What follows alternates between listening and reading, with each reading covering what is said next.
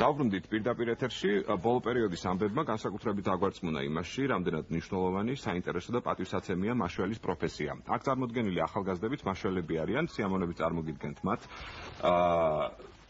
და მათთან ერთად პროექტის კოორდინატორს ნუკრი ზუხბაიას, ასევე შინაგან საქმეთა სამინისტროს საგანგებო სიტუაციების მართვის სააგენტოს უსაფრთხოებისა და ანალიზის განყოფილების უფროსის მოადგილეს მახარებ ზეკალავას დილამშვიდობისა ძალიან დიდი მადლობა.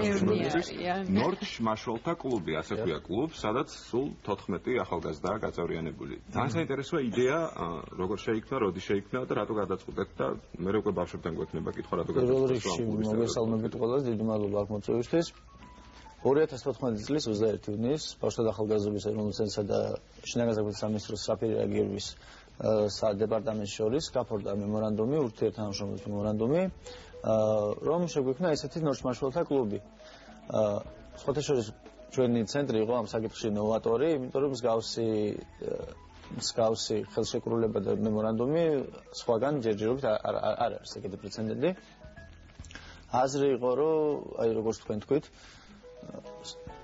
კატაკლიზმების დროს, საგანგებო სიტუაციების დროს ბავშვები არ იყვნენ დაბნეული, იცოდნენ რა, როგორ მოიქცნენ, პირველად დახმარება აღმოუჩინონ დაზარალებულს და ასე შემდეგ. სხვათა შორის ჩვენ წინა წელს ვიმყოფებოდით ორ ქვეყანაში, აზერბაიჯანში და ბელორუსში. სადაც ბელორუსში საკმაოდ კარგი წარმატებას მივაღწევთ, ჩვენ ვიყავით პირველად. ანუ იმ ქვეყნებში ეს ტრადიცია არსებობს, ახალგაზრდა მაშველების კლუბებში იყვნენ გაწევრიანებული ახალგაზრდა ადამიანები. არსებობს ტრადიცია, როგორ თქვა, ანუ ესენი არიან უფრო იქ ლიცეუმის ბავშვები, ლიცეუმი არსებობს ეს სასწავლებელი, სადაც ასწავლიან სწრაფი რეაგირების სამსახურის ბაზა არის, სადაც ცხოვრობენ, სწავლობენ. ნუ ჩვენთან ამ დონეზე არ არის სამწუხაროდ დღესდღეობით.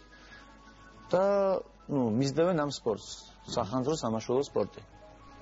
შემდგომ ბელორუსიდან დაბრუნების შემდეგ ჩვენ აქაც ყავდა მომავლის ბანაკში, ბავშვთა და ახალგაზრდობის ეროვნულ ცენტრს მოიხსენებათ, რომ აქვთ ანაკლიაში მომავლის ბანაკი. აქ ყავდა მოწვეული ბელორუსიდან წარმომადგენლები, ის გუნდი, რომელიც მონაწილეობდა თვითონ ბელორუსში და ჩვენთან დატვირთული დღე გაატარეს. სხვათა შორის ბანაკში გვაქვს ჩვენ კიდე ყოველ დღე, ანუ 10 დღეში ერთხელ, ანუ ბავშვები როცა არიან 10 დღე თვითონ აკადის დროს მსგავსი კედლის გაზეთს აკეთებენ, ტრენინგებს უკითხავენ სამაშველო სამსახურის წევრები და ბავშვების აქტიურად არიან ჩაბმული ამ თემაში. ასაკობრივი კატეგორია როგორია სანამ ბავშვებთან გადავიდოდეთ? ასაკობრივი კატეგორია არის ჩვენ ამ წელს ჩვენი ასაკობრივი კატეგორია იყო 14-16 წლამდე. მაგრამ შეიძლება იყოს მონაწილეობა მიიღოს 12-დან 18 წლამდე. გაწევრიანება როგორ ხდება ამაზეც რომ გითხრათ? მომავლის ბანაკში? მომავლის ბანაკში ხდება როგორ კარგი აკადემიური მოსწრების ბავშვებს არჩევს დირექტორი, რომელიც გადასცემს განათლების სამინისტროს რესურსებს და რესურსები მე გადმოგცემს ჩვენს სიებს და ამის მიხედვით მონაწილეებთ აკადებად უკვე ასაკობრივად ბანაკში როგორ მიიღონ მონაწილეობა. ბატონო მახარებ, თქვენ გაქვთ მაშველობის გამოცდილება, რა არის თქვენი, რა შეიძლება რომ იყოს თქვენი რჩევა ახალგაზრდა მაშველების, რომლებიც ამ პროფესიისთვის ემზადებიან ახლა? რა უნდა იცოდნენ მათ, რას უნდა მიაქციონ ყურადღება უფრო მეტად? თქვა ფიზიკური დატვირთვა უფრო მნიშვნელოვანია, თუ რაღაც ფსიქოლოგიური მომზადება, რა არის რაღაცა თავი ღერძი, რაც მაშველს უნდა ქონდეს? მოგესალმებით. ფიზიკური მომზადება ჩვეულებრივად იმას ჩვენ ვერ დავაძლევთ ვერავის ქუჩაში ბავშვებს, მაგრამ ფსიქოლოგიური მომზადება არის პირველ რიგში, რომ სწორად შეძლო დახმარება და იცოდე რას აკეთებს და როგორ აკეთებს. ეს მინიმალური სამედიცინო დახმარება იქნებოდა თუ სხვა ზედმეტი დატვირთვები, ეგ უნდა ჩვენ შევასწავლოთ და ბარიერების გადალახვა როგორ შეძლონ, რა შეძლებ ჩვენი სწავლების შესახებ მინდა გკითხოთ, ვიცით რომ ორნაწილიანია კულტურული და პრაქტიკული. რას გულისხმობს პრაქტიკა გასაგებია და ამ წვნების შესახებ როგორ ემზადებით მაშველობისთვის? ანუ კულტურულ გადამზადებას გავდივართ ბავშვთა და ახალგაზრდობის ეროვნულ ცენტრში, სადაც ვსწავლობთ თქვათ სიმღერას, ცეკვას, რითაც წარმოაჩენთ შემდეგ უკვე საქართველოს სხვადასხვა ქვეყნებში. ხოლო პრაქტიკულ გადამზადებას გავდივართ სამაშველო ბაზაზე. და ანუ იქ უკვე ვსწავლობთ როგორ გადავლახოთ ბარიერები, როგორ ავიდეთ თოკზე, როგორ ჩამოვიდეთ კლდიდან დავშვათ, რაც ანუ შემდეგ უკვე ტარდება ეს შეჯიბრებები. აზერბაიჯანს, სადაც ჩვენ ყოფებოდით და საკმაოდ რთულია, რადგან პროფესიონალი გუნდები გვეჯიბრებოდნენ, მაგრამ საკმაოდ კარგი შედეგი ვაჩვენეთ იქაც, რადგანაც აქ საკმაოდ კარგი გადამზადება გავიარეთ. რთულია, მაგრამ უნდა იცოდეს ნებისმიერ ბავშვმა პირველადი დახმარება, რადგან არ დაიბნოს სხვადასხვა სიტუაციებში და არ იყოს ქაოსი, როცა რაღაც მოხდება. რატომ გადაწყვიტეთ ამ კლუბში გაწევრიანება? მხოლოდ იმიტომ, რომ პირველადი დახმარება იცოდეთ, თქვათ? რითი აღმოჩნდა საინტერესო მაშველის პროფესია? თან ძალიან რთული ეს მიზანი.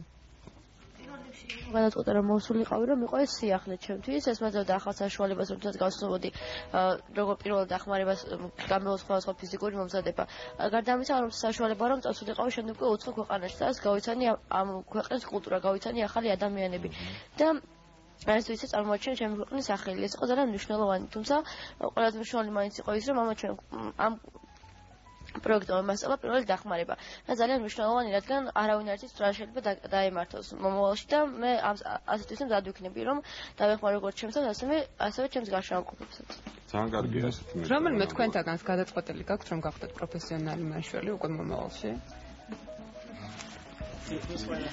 როგორ მედი გითხარ მიკროფონი მიაწოდეთ ჩვენ გადავწყვიტეთ რომ გავხდეთ მომავალში მაშველები, რადგან ჩვენ გვინდა დავიცვათ როგორც ჩვენივე სიცოცხლე, ასევე სხვა ადამიანების თუნდაც ეხა მომხდარი ამბის დროს გავსულიყავი და დამხმარებოდით ამ ხალხს რომ პირველადი დახმარება მაინც ჩაგვეტარებინა. შეიძლება ეს ჩვენთვის, ანუ მათთვის ყველანაირი ღირებულება ყოფილიყო და გადარჩებოდნენ წამიერი იქნებოდა მათთვის ეს სიცოცხლე. ხო შეიძლებოდა რომ ისინი იმ წამს ვერ გადარჩენილიყვნენ. და ჩვენ ამ პირველადი დახმარებით სანამ სასწრაფო სამაშველო მოვიდოდა ჩვენ ეს გადაგვერჩინა. ამიტომ გადავწყვიტეთ რომ ჩვენს დავხმარებოდით მაშველებს როგორც ნორჩი მაშველები და დავხმარებოდით დაზარალებული. გააზრებული გაქვს რომ თელი ცხოვრება რისკთან უნდა იყოს დაკავშირებული? რა მე პირადად გააზრებული მაქვს რადგან ყოველთვის მზად ვიქნები რომ დავეხმარო მათ. ხარობს გენერალი მიდგომა. აზერბაიჯანის შეჯიბრი ახსენეთ რა ფორმით იყო და კულტურული მხარე სადაც სიმღერა, მუსიკა და ასე შემდეგ რაღაც ბევრი სხვადასხვა სეგმენტისგან შედგება. რა ფორმით ტარდება ეს შეჯიბრი? რა შეეჯიბრებოდით ერთმანეთს ასე რომ დავსვათ შეკითხვა. რამდენიმე დღეს მივყოფებოდით აზერბაიჯანში, ქაბალაში, სადაც მონაწილეობა მივიღეთ საერთაშორისო კონკურსში. იქ იყო სხვადასხვა სახის კონკურსები, კედლის გაზეთი, სადაც წარმოგვეჩინა ჩვენი ქვეყნის ღირსშესანიშნაობები. ამის საშუალებით ვიცნობდით ერთმანეთის ქვეყნები ვიცნობდით ერთმანეთის ღირსშესანიშნაობებს. ასევე კულტურული მხარე წარმოგვეჩინა ცეკვით, სიმღერით, დადგმით, ხო. პრაქტიკული მხარე მართალია რომ ესეთ გამოცდილ კლუბს ეჯიბრებოდით, თუმცა გარკვეულ შედეგებს ჩვენ უკვე მივახციეთ და იმედია რომ მომავალში კიდევ უფრო გავამჯობესოთ. მემგზავრებით მეორე გუნდი მიემგზავრება დღეს ბელორუსში, სადაც უფრო დიდი ფართომასშტაბის შეჯიბრი ტარდება. ეს უკვე ანუ ჩვენ ახლა აზერბაიჯანს სადაც ვიყავით, იქაური მინისტრის საგანგებო სიტუაციების მართვის მინისტრის ქამალადინ ჰეიდაროვის მიწვევით. ის ატარებს ამ პროექტს და უკვე ბელორუსში ტარდება ბაზაზე, სადაც უკვე ყველა ცხოვრობს ყაზარმულსელში. უფრო რთულია, უფრო უფრო მეტი ქვეყნები იღებს მონაწილეობას, დაახლოებით 16 ქვეყანა, როგორც ამბობენ. აი, ასაკის გარდა კიდევ რა კრიტერიუმს უნდა აკმაყოფილებდეს მსურველი იმისთვის, რომ კლუბ შეუერთდეს? ასაკის გარდა დისციპლინა. პირველ რიგში. კარგი აკადემიური მოსწრებაა, რომ დირექტორმა შეარჩიოს სკოლა, ხო? აი, ეს ბანაკში. ეს ბანაკში, მომავლის ბანაკში. აქ თავარია პირველ რიგში დისციპლინა. უნდა იცოდეს, რომ ამ დროს ეს გააკეთოს. მეორე, რაც უმთავრესი არის, ეს არის, რომ არ დაიბნეს. უნდა იყოს ფსიქოლოგიურად მზად. მესამე, უნდა იყოს აქტიური ბავშვი. ხო და ნუ ცელკი ბავშვი უნდა იყოს. ის საჭიროა. ძალიან დიდი მადლობა სტუმრობისთვის. წარმატებას ვუსურვებთ ბელორუსში და ძალიან დიდი მადლობა ძალიან საინტერესო ამბის გაზიარებისთვის. მაყურებელს შევახსენებ, ნორჩ მაშველთა კლუბის წევრები იყვნენ ჩვენი სტუმრები. უკვე ქრონიკის დრო აიმედის დილაში და კლონ ნინო ჭანტურაიასთან